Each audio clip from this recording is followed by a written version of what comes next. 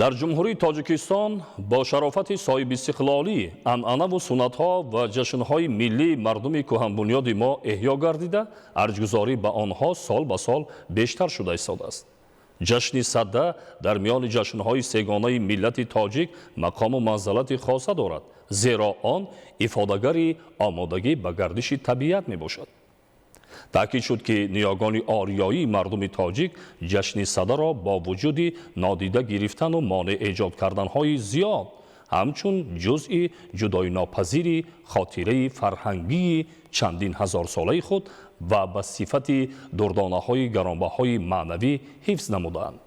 таҷлили ҷашнҳои миллӣ аз ҷумла Садда ба арҷгузориву гиромидошти расму оинҳои миллӣ, таҳкиму густариши боз ҳам бештари ҳисси миллӣ, ҳувияту худшиносии мардуми Тоҷикистон ва ба ин васила вусъат гирифтани раванди ободониву пешрафти ватан мусоидат мекунад.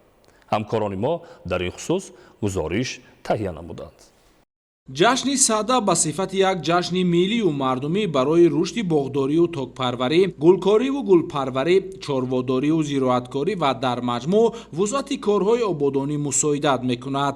соли 2023 зимини баргузории иҷлосияи 18-уми Кумитаи байниҳукуматӣ оид ба ҳифзи мероси фарҳангии ғайримоддии ЮНЕСКО дар асоси пешниҳоди муштараки ҷумҳурии Тоҷикистон ва ҷумҳурии Исломии Эрон ҷашни Садда ба феҳристи мероси ғайримоддии башарият ворид карда шуд. бо ташаббуси президенти ҷумҳурии Тоҷикистон пешвои миллат муҳтарам Эмомалӣ Раҳмон, ҷашни Садда дар Тоҷикистон расман охири моҳи январи ҳар сол таҷлил мегардад. ҷашни Садда ба анҷоми чилаи калон рост омада.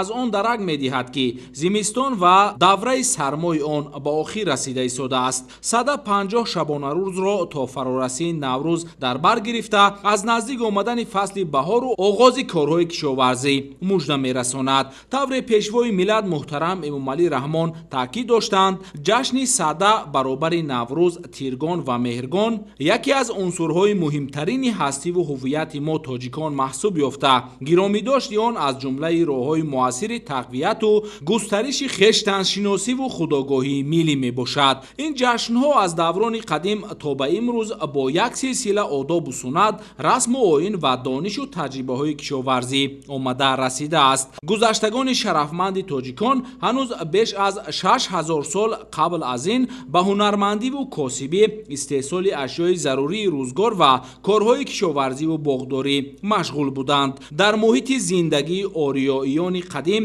тақвимҳои мардумӣ шакл гирифта, аксари маросиму ҷашнҳоро дар асоси онҳо таҷлил менамуданд. ниёгони тоҷикон барои 4 фасли сол оину ҷашнҳои алоҳидаро бунёд гузоштаанд.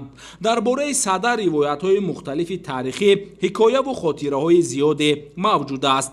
аз шоҳномаи ҳаким Абулқосим Фирдавсӣ ки дар он асосгузори ҷашни Садда шоҳи сулолаи пешдодиён Ҳушанг паҳлавон мебошад, то осорулбоқияи Абурайҳони Беруниву Наврӯзномаи Умари Хаём ва дигар сарчашмаҳои таърихии бузургонамон баҳсу мунозира ва фикру андешаҳои зиёде дар бораи ин ҷашн баррасӣ гардидааст. ҷашни Садда ба ягон дину мазҳаб иртибот надошта, мардумро ба муттаҳидӣ ва фаъолнокии меҳнатӣ сафарбар менамояд. бо талошу корнамоиҳои шабонарӯзии президенти ҷумҳурии Тоҷикистон, пешвои миллат муҳтарам Эмомалӣ Раҳмон имкониятҳои мусоид барои эҳьё, таҷлил ва муаррифии шоистаи ҷашнҳои миллӣ фароҳам омад. сокинони Тоҷикистон, хоса кишоварзон ҳар сол ҷашни Саддаро дар роҳияи баланди арҷгузорӣ ба мероси маънавии халқ таҷлил намуда, бо шукргузорӣ аз дастовардҳои даврони соҳибистиқлолии кишвар маҳсулидастони худро пешкаши иштирокчиёни чорабиниҳои ҷашнӣ мегардонанд. таҷлили ҷашнҳои миллӣ аз ҷумла Садда имконият фароҳам меорад ки боз ҳам ҳуввияти миллӣ қавитар гардад ва насли имрӯза аз урфу одат ва анъанаҳои ниёгони шарафманди худ бархурдор шавад.